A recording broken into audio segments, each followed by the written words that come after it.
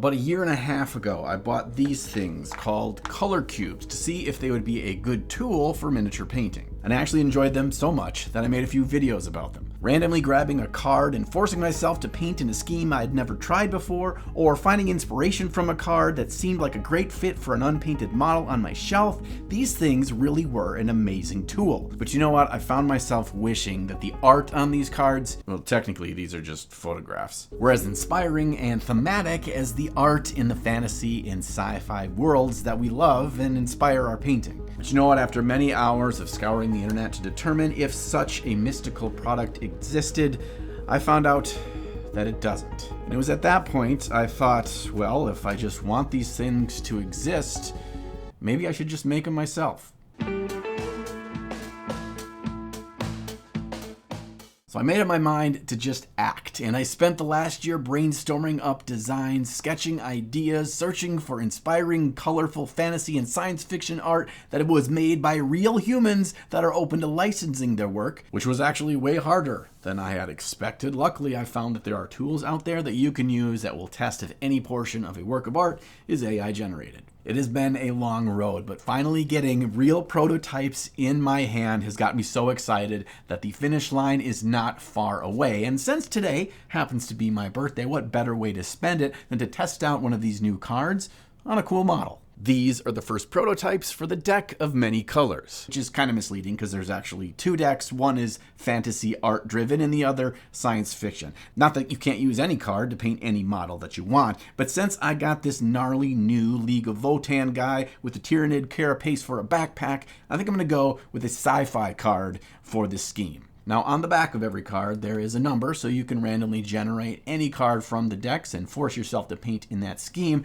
there's also the hex code for the 5 highlighted colors for this scheme. In addition, there's actual miniature paints listed that match those colors. I like the idea of not having to stare at my wall of paints to try to find the right color that kind of looks like it fits. The miniature paints listed on the back of the cards come from 5 of my favorite brands: Pro Acryl, Two Thin Coats, P3, AK Interactive 3rd Gen, and the Army Painter Fanatic range. I wanted a variety of brands that I regularly use the most, and no single brand has every possible color under the sun that's showcased in these cards. I also give 3 different options from 3 different brands for each color on the card, so that way if you don't own the Two Thin Coats range, that's fine, because I also share the Pro Acryl equivalent,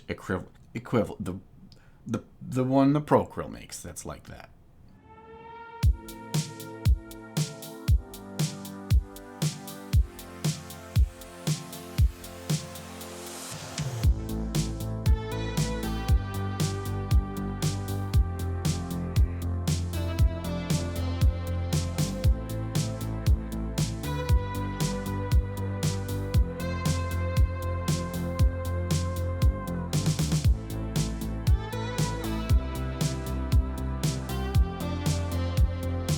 All right, after slapping some colors around on the cloak and cape just to get a feel for how these 5 colors mix together and what new colors they create, I'm realizing that the scheme does have a lot of warm colors in it. Except for this one right here, which is a greenish gray, a kind of color that I've never really painted with before, but since it's the only cool color on this scheme, it's gonna have to do some work to hold its own versus all the warmth. I'm going to feature it on his armor, and I mix in a bit of smoke black with the first layers as I get going. I'm layering this up with fairly opaque paint using thick, strong lines. My goal for this armor is to end up really shiny with that pale green as our brightest highlight color. And to sell that drama, we're going to keep a good amount of that armor that pure primer black color. This is one of my favorite time-saving tips and why I often don't zenithal my models with white from above after the black primer step. This way I can keep those darkest shadows untouched, just never touch them with a paintbrush, and I get to move much quicker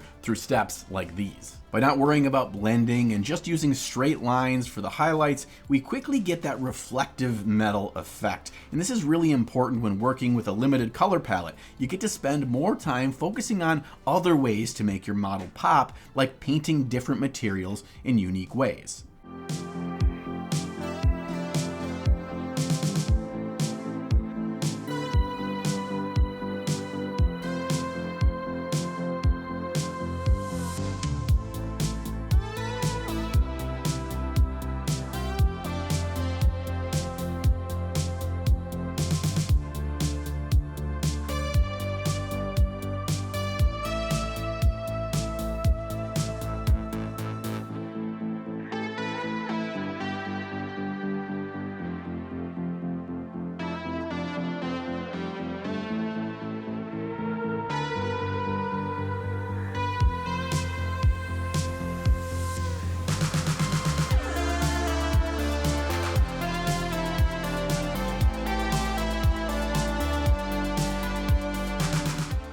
some of the artwork on the cards have some really bold, vibrant colors, so they don't require you to do a lot of mixing to have a really cool looking color scheme. But I often find some of the best fun that I'm having in this experiment is by mixing these colors together, because they are going to synergize and work well together, and finding what interesting ways I can use those new mixes for. Like mixing the tan, a bit of rust orange, and just a touch of the pale yellow made a pretty realistic skin tone. I didn't have to go back to the paints on my wall to find one. I could just mix these colors and it worked pretty damn well.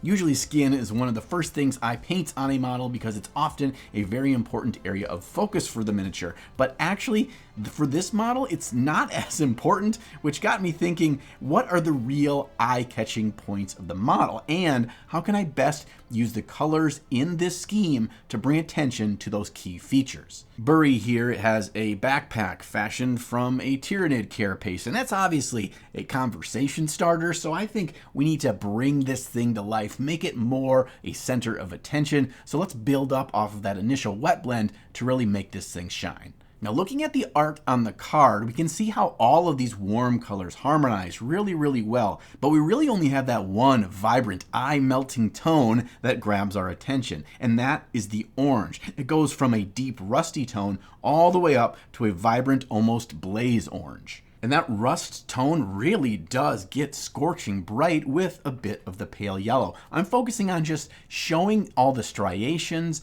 all the texture, all the lines that make up this carapace, so that individual material really feels unique to this part of the model. One thing that I'm not doing is making this entire carapace really bright orange, because that way it would just overshadow everything else that's interesting on the model. I'm just using it for highlights, and this way I can control it more here, and I can really go hog wild with this bright orange later. One of the reasons why I love the color cube so much, and why I really wanted to see something in the world that was more tailor-made for us in miniature painting, was the fact that it just took all of the stress and questions out of color selection and how well are these colors going to work together out of the equation, and allowed me to focus on other fun and interesting parts of miniature painting. I feel like I get to problem solve with the limited colors at my disposal. I get to learn how these colors work together, and I get to just put 5 paints on my palette and have some fun. I never have to worry about what's the next color I need to own, what do I need to buy, what do I need to look for on my shelf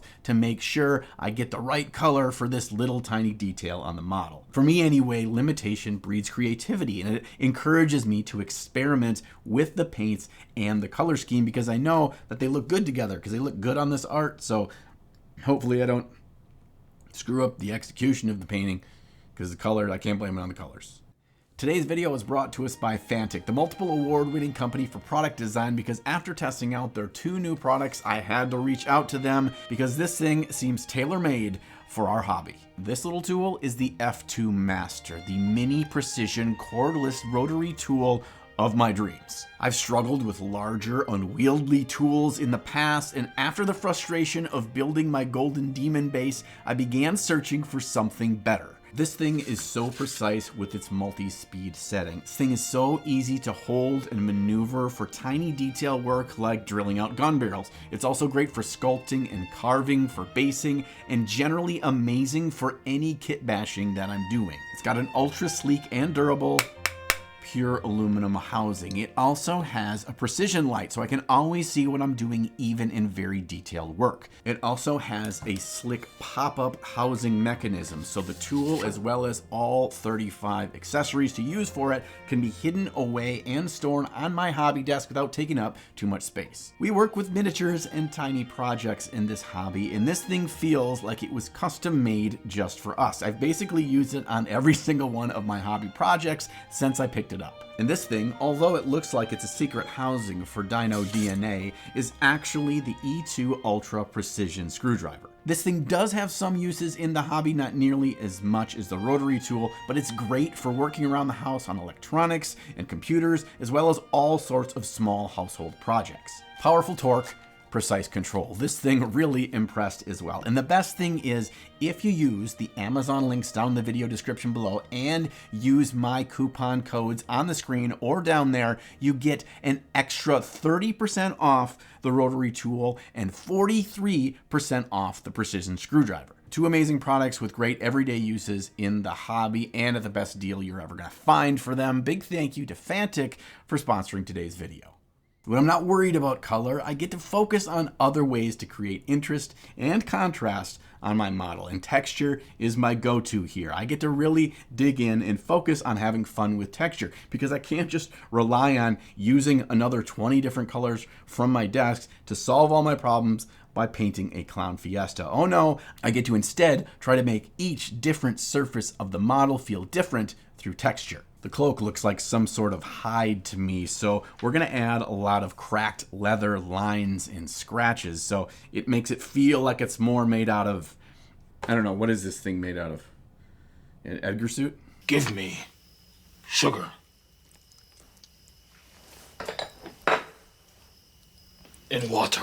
Another thing I've really grown to appreciate when using a limited color palette is that it really doesn't matter what colors you paint, all those finicky little details that nobody's going to look at anyway. Quite frankly, most models don't need as many details as they have anyway. Nobody's looking at these things. So just paint them quick and get on to the other fun stuff in the painting process. I'll often find that I'll just grab 2 or 3 different colors that are already on my palette from this limited scheme, and I will just mix them together. Whatever they end up looking like, cool. It's good enough. It's probably desaturated, which is what I want anyway when I'm painting things like boots and belts and pouches and other bullshit. You do not need to put in any thought to this step, just slap it on. And the best part is, it will look like you had this color planned out all along because the colors you mixed together that made this new color are cohesive. They have synergy and they work naturally with the scheme of this 5-color system. Now the flip side of that coin is you need to balance out those non-interesting things with things that really grab the attention, grab the eye of the viewer on your piece, and you need to look to the colors that we're given in this scheme to really find those interests that we can grab. It sounded like it was a sentence that made sense, but it was not a sentence that made any sense. For this, I take a look at the artwork. I notice how color draws my eye around the piece and it allows it to settle on the most dramatic areas. We need to strive for the same on our model. That means we need this dude's face to really grab attention. And since he has a mostly robot face, other than that little skin flappy part we already painted, we are going to need to keep the drama in with that pure black, but go to really bright with our gray-green and with some mixed in pale yellow. I also need this bright orange to do more work. I've seen how vibrant it can be, and it really is the dramatic part of the artwork. So we're going to find a couple other important places to really bring this model to life with this orange. I've identified those 2 places as his Texas-sized belt buckle and the blade of his big-ass weapon. Anytime you want to paint something bright and vibrant, I've found that it's first good to undercoat that area with white. Since I'm limiting myself to just the 5 colors here and not adding black or white, not that you couldn't, instead we're going to use our pale yellow to put a base coat over his belt buckle. When I put the orange directly over the black for his blade, look how much darker and duller it is than the belt buckle with the yellow underneath. I'm doing it this way because we're going to work our way up with a little bit more control on this blade compared to the tiny details that need to be really glowing bright from the get-go on the belt buckle. You know, one of my favorite things about picking a random color card to paint something with is that I often feel like, oh, these are not at all the colors I would paint this model. And I'm definitely feeling that for this League of Votan model. I could not picture this color scheme for this army and having an entire army looking like this. But as I'm working through this now, and I'm starting to see this vibrant orange really pull the piece together and really make this model stand out on the tabletop, I can see how an entire 2,000 point force painted in this scheme would be pretty freaking badass. You know what, I'm going to be honest with you. I am breathing a sigh of relief that I think this color scheme looks really good. I've been so focused on all the little things to try to get these cards be as cool as they can be. Things like working with an artist for the thematic foiled borders, and she had no idea what Warhammer was, but she jumped right in and turned out some amazing, really thematic border work that really fit for the feel and the themes of the fantasy and sci-fi decks. So thank you, Mary, for putting up with me in doing such awesome work. But don't get me wrong, there still is more work to be done for me to have these fully finished. I'm just so excited that I actually, for the first time, get to feel the physical cards in my hand. I still need to make the amazing, really high-end, sexy deck boxes that these are going to go in. I need to finalize all 100 pieces of artwork and pick out all the correct paints that will go with those schemes. And maybe I should stop talking about it because I'm getting a little bit overwhelmed. But there's not that much stuff yet to do. Not that much. We're close.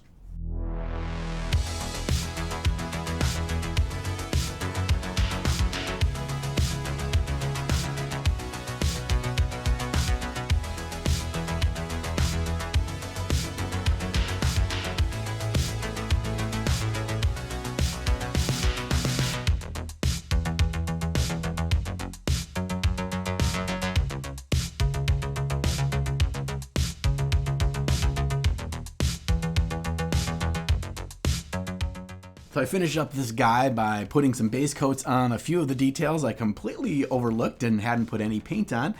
You know, it happens to the best of us. Just some things you just forget to paint. And then I turn my attention to knock out this base. I found another really great use for this gray-green. Honestly, this thing is going to work its way into my rotation. I'm really digging this color. And if you thin it way down, so it's like a wash consistency, and you put that over a black primed rock, it settles into all the details, the cracks, the crevices, and it dries lighter there while the top surfaces of the rock stay darker. This really creates a quick, natural, interesting looking stone. From there, I just slapped on some enamel liquid pigments to match a deeper rusty look that fits right in with our color scheme. And then I did a few quick edge highlights on our rocks, which really brought the dimension back to them. And our model is done. You know, it had been a few months since I last painted a model with a card from the color cube. And every time I do that, I'm reminded how much fun it is. It just feels like it's a way more enjoyable painting experience. And I walk away with a model that has all sorts of color decisions that I usually wouldn't make. I learn about new paints that I love. And I really walk away smiling by getting this model painted without having to waste all that time focusing on color choice. And now I actually get to look at cool art that helps me visualize what it's going to look like and how those colors work together. And I can just know which paints to use. It is really cool to hold something in my hand that I've wanted for so long. And these are just for me.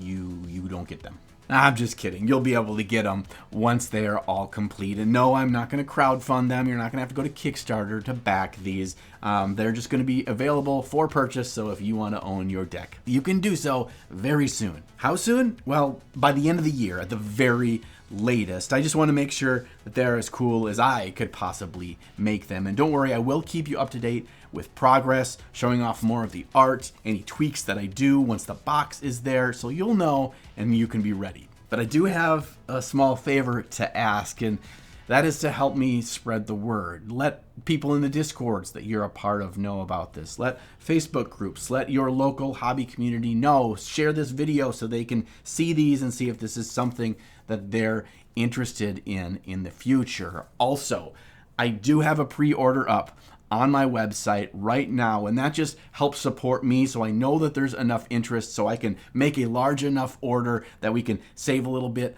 on bulk on the cost of printing these fancy cards. I'll put that down in the video description below. And as a thank you for those of you willing to support me and back the decks of many colors, I have them at a discounted rate because I really appreciate the support and that other people will get some joy out of these things and not just me. Oh, and if you happen to be going to the Nova Open in Washington, D.C. next week, I am bringing a big stack of these prototype cards with me. I'll be handing them out to anyone that wants to mess around with them, try your own color cards, and see what kind of cool looking models that you can paint with them. Now, if you'll excuse me, I am going to go eat some birthday cake, so you need to get out of here and just make sure you find time in your day to slay the gray.